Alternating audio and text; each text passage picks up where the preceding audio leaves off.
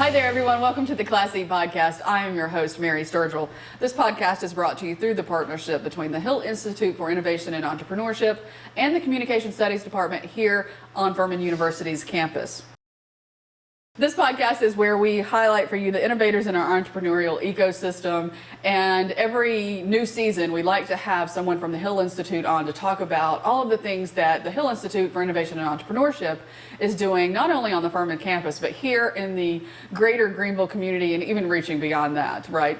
So we have Bryan Davis. Bryan, welcome to the show. Hey, Mary, it is great to be back again. I'm glad that I got an invitation back. Yeah, I'm glad you're back too. You have some big shoes to fill. For the people who might not know, Anthony has moved on, but we are in good hands with you because I remember talking to Anthony when he first came on. He created this 5-year plan, and in essence, we've pretty much achieved everything in that plan. So he's left us in good standing and in good hands, capable hands. Correct. And what's really crazy is, you know the saying that, hey, think about all the things you can do in 1 year versus all the things you can do in 10 years. Usually you underestimate. So what's really cool is either we sandbagged a lot or we worked really hard. I'd like to think it's the latter. I think it is, but, that we have accomplished 99.9% of everything is in our 5-year plan in under 5 years, which leaves us with a great future that gives us a little more, I kind of call it playground room for things that we can now do, knowing where we've already come. Yeah. So let's talk about some of those things just to keep everybody up to speed. We've seen a lot of changes in recent hires and things like that to really kind of bring those programs to fruition that we've been talking about the last few years.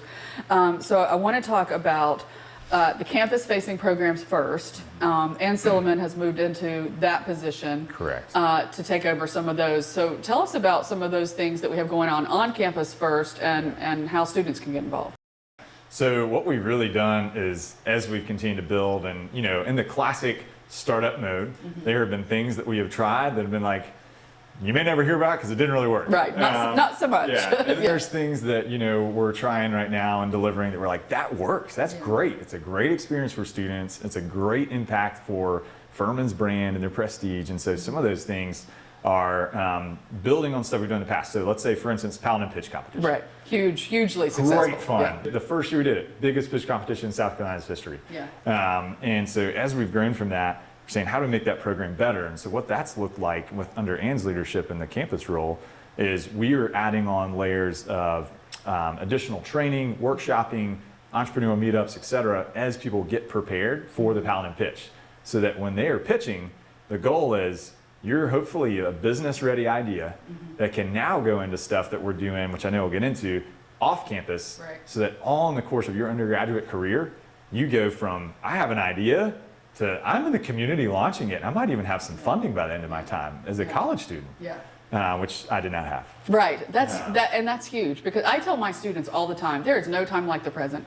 Like in one of my classes, we have a podcast project that they have to do, and they're like, oh, I want to be a podcaster. And I'm like, why aren't you doing it now?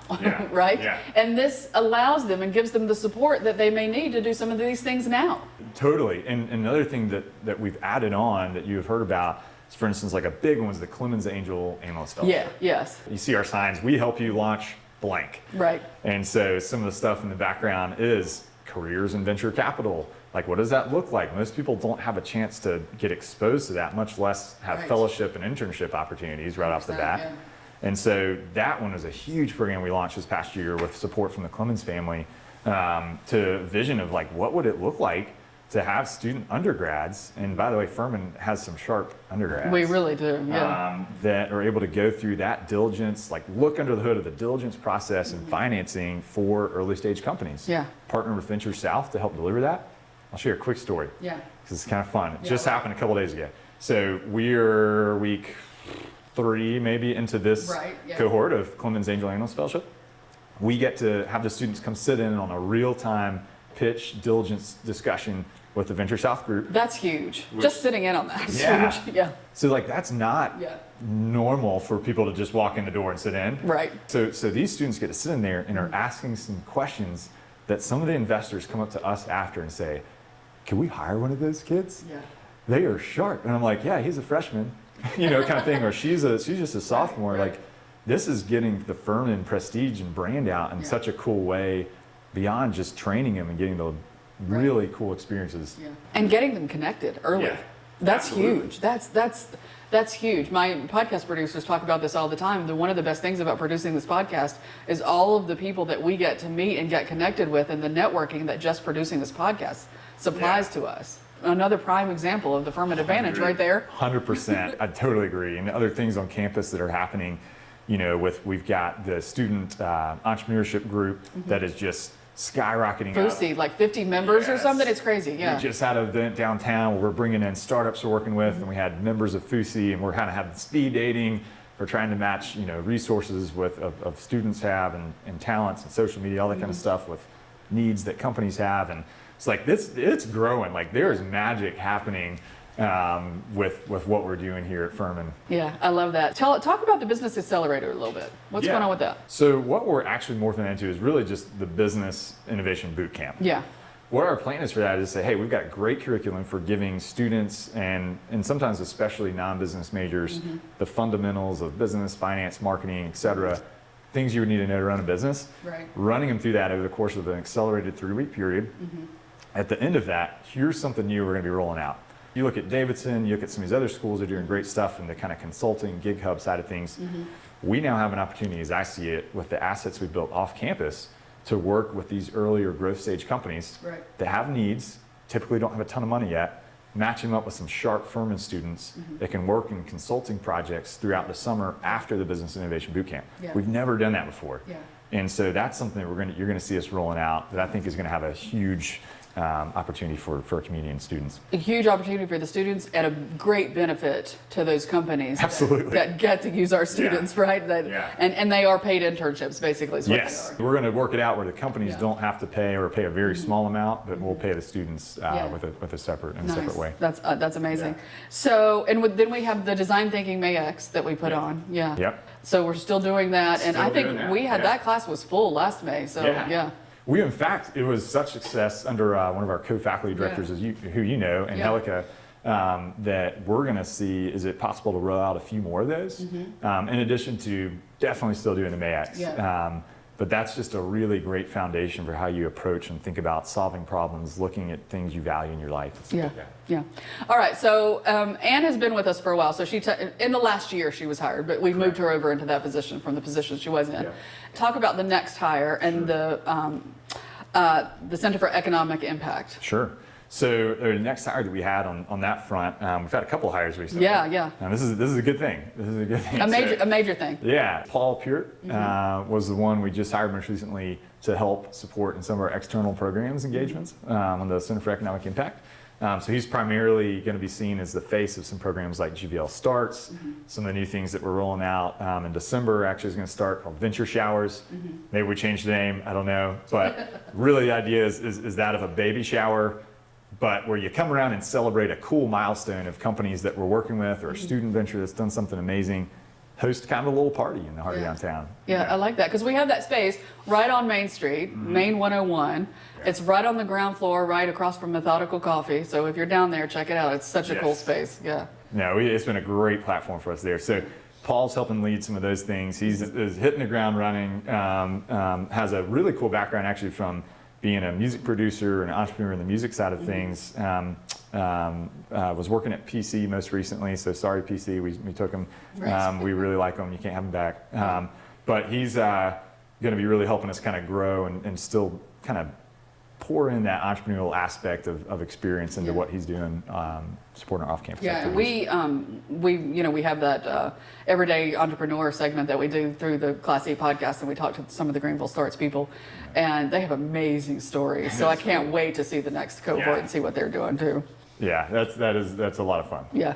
We have the property on Poinsett that we're calling the Crescent. Where are we in that project? Yeah. So we was just sitting down and meeting just the other week with the Harknesses and Peter Marsh with Flywheel, and kind of talking through not only status, but how can we make the most of that, an incredible opportunity as we see it to kind of really rethink and revision that corridor as you go from downtown to Furman. And there is stuff happening, I will tell you. Like beyond that, like I think we poked the hornet's nest. Yeah, I think so too, because I've noticed things popping up. Yeah. And so I think people have heard, hey, Furman, the Harknesses, Flywheel, like stuff's happening there. That is going to be a tremendous student asset, especially. Mm-hmm. Yeah. There are still things that we're going to run that probably make sense to be in the heart of downtown. And the reason why I make a point to clarify that is that we're stepping back and saying, how do we make Furman grow in national prestige and visage? And part of that is tied to growing with Greenville, which has national prestige and is 100%. growing in that. And so very intentional about stuff that's still going to be in the heart of downtown. Right. And then that's going to be a tremendous asset for not only some other startups and creatives in the area, but student programs that we can house there. Yeah. So we're gonna make from Furman to downtown the entrepreneurial corridor. The Furman Entrepreneurial Corridor. There you go. I like that. They should rename Poinsett. No? Yeah. With enough money, we can do it. So, Right, exactly. And correct me if I'm wrong on this, but I'm pretty sure in this first phase, we're completely sold out of that space, right? We are nearly 100%. Yeah. So pretty close. I'll give some credit to the Harknesses and to Flywheel on their staying power and planning power with that, because as you may know from the first time we talked about it until where we are now, we had a little thing called a pandemic. Exactly. They kind of put everything on hold. Throw a couple of wrinkles in, but to their credit, they've kept their focus on how to continue to make that happen. Yeah, and excellent. So, and we're seeing lots of progress down there. So if you're in the Greenville area, then you can watch the progress. But if you're not, we'll certainly tell you about it and share it. Let's talk about the Center for Corporate and Professional Development. That's under a new managing director now as well. Correct. We have so many changes. This is why I wanted to have Bryan on, because these are all wonderful changes. Yes, absolutely. And I mean, part of it is, hey, we're like hitting all these things we've hit in our plan. Like, what's next? Like, we're not going to sit back and take a nap. Like, let's keep our foot on the gas pedal and keep going. So the Center for Professional Development, that's really kind of being re-envisioned right now. I would be clear to say is that's while we will closely partner and collaborate with the guy's name's Garrett, who's going to be heading that up. But while we'll be partnering with him as he's rolling things out, it's not a Hill Institute asset, if you will. It's a university asset. Right. But we are already deeply in the works, and I can't share them yet or I will be fired. But we're top secret stuff. Top secret. But we're already deeply in the works of planning out some really cool, innovative, entrepreneurial, innovation kind of minded leadership programs that will be coming out this next summer. Yeah. Well, and that's what's so important too, because I mean, obviously the Communication Studies Department and the Hill Institute's partnership for the podcast, reaching across departments throughout the university. And this is what I think one thing Anthony set up really well for us to take and run with is the ability to set up those partnerships across campus and beyond, right? Yeah. And because you don't do anything alone, right? No, we do not. So those partnerships are so important. No, they're critical. And what's been really fun on that, I would say, is here's how these things work. And this won't sound surprising when I say it, is that you come out and you say, hey, we think we're fun and awesome. We've got all this vision of stuff we can do. Don't you believe us? And then people are like, well, I mean, yeah, when we see it, I guess we will. I mean, it sounds cool. Yeah, it sounds cool. So now we're at the point where people are saying, hey, we see it. Right. We see what you're doing. We see that you have helped launch and accelerate 80 new ventures over the past year of stuff you said you're going to do and now you're doing. Yeah. We see that you are bringing people in the heart of downtown that have starting businesses for the first time that never thought they could do that or didn't know where to start. We see that you're bringing students in and that you're getting connected into the fabric of the community so that maybe when they leave, they feel like their best opportunity is to stay right where they've been going to school for the past 4 years. And so now we have partners that are like, hey, Bryan, how do we be a part of that instead of us being like, hey, I promise this is going to be cool. Just hang on and watch it. Yeah. And so now we're saying, hey, check out what we've done. Yeah. Don't you want to be a part of it? 100%, and I'm even getting that for the podcast. I got 2 emails last week of people asking to be on the podcast. That's awesome. So, and when we first launched this, it was keeping within the Furman family and keeping, with people that supported us and people we knew, right? Yeah. Because we have so many stories that are just good stories and inspirational that we want to tell, and we'll keep telling those. But yeah, we're beginning to get people to say, hey, we would like to be on your podcast. Well, and hearing you say that, Mary, like that's actually, I don't want to skate over that being some type of indicator Yeah. of the culture that we're building. Exactly. Right? It is. So Absolutely. where you, and a testament to you doing a great job of what you're doing too, and the team here. Yeah, we have a great team. Yeah, but I would say that gets to what can sometimes feel murky about these types of activities we do, where you say, hey, we're building a culture of innovation. Right. How do you measure that? Exactly. And I think, in my opinion, that some of that starts to get measured by seeing, hey, I got more people wanting to be on this entrepreneurship podcast than I have space for. Right. Hey, I've got more people that are signing up for programs that we're in the community than we have space for the next year. Right. We got students that come to Furman, freshman that came to Furman this past year, has a multi-million-dollar business he's running. Already as a freshman. Yep. Yeah. And he came to Furman solely because of the network that he saw in the entrepreneurship innovation space and what the Hill Institute's doing Right. here. It's like that's an indicator of winning. 100%. And so I That feel just gave me goosebumps. yeah, but Yeah. that's what I see is like when you're saying that, Yeah. is we're seeing some of these indicators of a culture of innovation that we're starting to And develop. that was really, I mean, all of these things that we're doing, right, are little pieces that will help us create that culture. So now we're seeing the fruit of that, of the last few years come to fruition. Really. Absolutely. I mean, we're ripe, Yes. right? Yes, yeah, I saw what you did there. Yeah, No yeah, shit. thank you. Thank you very much. What else is going on that we haven't covered? Hopefully I'm not overemphasizing what I see as an opportunity for the Hill Institute and for Furman and the stuff we're doing and Yeah. that our whole team has built since we've been here is, the way you asked your question, I don't think you meant it this way when you say like, hey, there's on-campus stuff and then we have our off-campus Right. stuff. Off-campus is an asset to the undergraduate experience. Yes.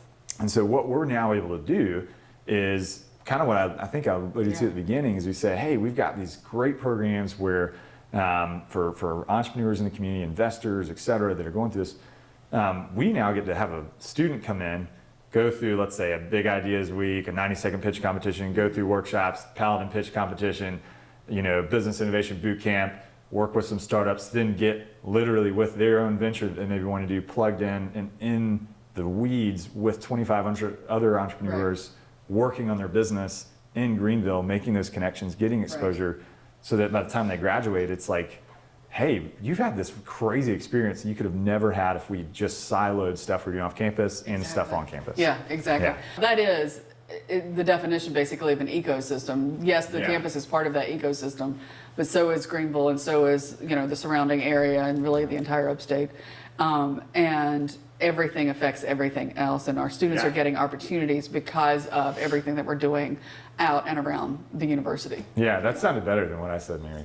Well, I like that. I had a minute to think about it. Where do we go from here, though? Like, we're doing so much. What else can be done? So here's what I see is, so number one, I am a restless person and I'm always thinking of what can we do better and what's next. And if you have ever seen Bryan in person, he is such a high energy person. You might just have to take some caffeine before you get in his presence. Yeah, and that's a funny side story. I really don't drink much caffeine. And I don't know how he does it, because you have 5 kids and you don't drink caffeine. That's right. I drink one cup a day and that's it. Otherwise, I'd be running around the world. Right. Yes, so I have 5 kids at home and so our life is full on. Yes, it is.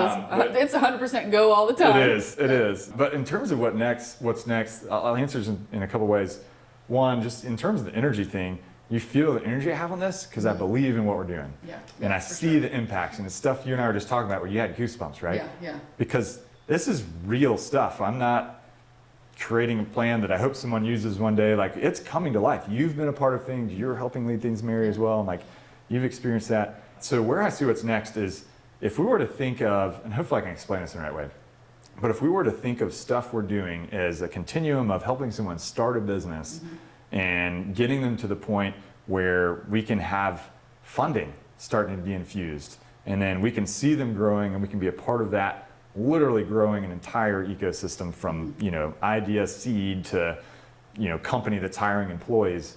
We don't cover that whole space yet. Right. And there's great partners that we work with in the community that cover really core aspects of stuff beyond that. But a gap that we do have is thinking about how do we use some of the Furman family resources, et cetera, that we have as a great group and put together something, and I don't want to spoil everything because we're still working on it, but is there a possibility for us to put together something that provides very tangible support for companies, especially in the Furman family, if you will, that we're working on to continue to spur their growth on beyond the programs as they exist today. Right. So that's, I know, a little bit of a murky answer, so like, I don't No, want to let but the cat out of the bag that too is much. something that needs to be looked at, and that's what, and we're looking at that to see how can you make that connection and how can you fill that gap. And you know what? That is the definition of innovation right there. We looked at this situation, we see a gap or a problem, right? And we're looking to see how we can fill that problem. It's an opportunity. Yeah, it is an opportunity. I'd say the other thing we want to do, and this is just in terms of aspirational goals, if you will, is if you went around campus right now, and let's say we magically were able to ask every single student on campus, faculty, staff, hey, do you know who the Hill Institute is? And do you know what they do? Unfortunately, that answer right now would not be 100% yes. Right. Or maybe they would, and they'd have, who knows what they'd say about us, hopefully it'd be nice. I think it would depend on which age group you asked. That's a because fair I point. think the freshmen would yes, and then some juniors and seniors would be yes, but that sophomore class that was a little bit behind in everything because of COVID might be the ones that that might have a little difficulty in remembering that they've heard us. So, if you happen to be a sophomore and you're listening to this, you come by and see us in Hip Hall, talk about an idea, we've got a gift card waiting for you. Or a parent of one of those guys, because I think it's important that they get connected, and they will. And you know what? My theory may be completely wrong. No, I mean, I'm tracking with what you're saying, Mary, I am. And I would say what you said is something we did introduce new this year that we'll continue to do that had some great success, is really hitting the ground running really hard right off the bat with freshman class, having the business innovation dinner that we put together. Attended so well. We're actually surprised, hopefully it doesn't sound bad, we were surprised at how many, we wanted to have it huge. Right. And it was at least as big as we were wanting, which usually, and if I can say it in the right way, doesn't happen. Right. And so, we had 115 something students there and had some that were on the wait list. Right. And that's so good. Great, Yeah. a great indicator of engagement and success. Yeah. And I think that's a great indicator of the word about what we're doing is spreading, right? And the fact that we had students on the wait list. I mean, especially that first week of school when they're bombarded with all of this stuff and all of these things going on, and there's so many choices of things they could go to, right? That's huge. That's huge. Well, Bryan, thank you so much. You're welcome. There's so much going on, and if you would like to get involved with the Hill Institute or any of our programs, just Google the Hill Institute at Furman, and their website will come up that will lead you to get involved in GVL Starts or any of our other programs. And definitely get in touch with us if you have any idea that you've been, kind of lingering in the back of your head, thinking maybe I should do this, whether it's a nonprofit, a startup of some sort, a for-profit business, whatever it is. We're here to help. Absolutely. And I'll leave you with my last comment. Yes. Which would be this. If you've even just observed a problem in the world that you're annoyed with, that's something that could turn into something. So just know that you do not have to be the quote entrepreneur or have the business. Come see us, 105 Hip Hall, or email us at innovation@furman.edu, and let's get going on what could be the next big business. The next big idea. Bryan, thanks again. Thank you, Mary. I love it so much. All right, guys, that does it for this episode of the Class E Podcast. Remember, you can find us wherever you listen to your podcast and on YouTube now. So just subscribe to wherever you listen, or to YouTube if you'd rather watch us have a conversation. If you need to get in touch with us or have one that you would like to have on the podcast, then just email me at mary.sturgill@furman.edu. And again, if you're interested in GVL Starts, just Google GVL Starts. There is a waiting list, but Google GVL Starts in Furman, and that will come up and get yourself on the list for sure. And again, if you have bright ideas, that's the way to get started, folks. All right, that does it for this episode of the Class E Podcast. Remember, this podcast is brought to you through a partnership between the Hill Institute for Innovation and Entrepreneurship and the Communication Studies Department here at Furman University. It is produced by our student producers, Caleb Patterson and Eliza Polish, a true example of the Furman advantage. Until next time, everybody, I'm your host, Mary Sturgill. Dream big.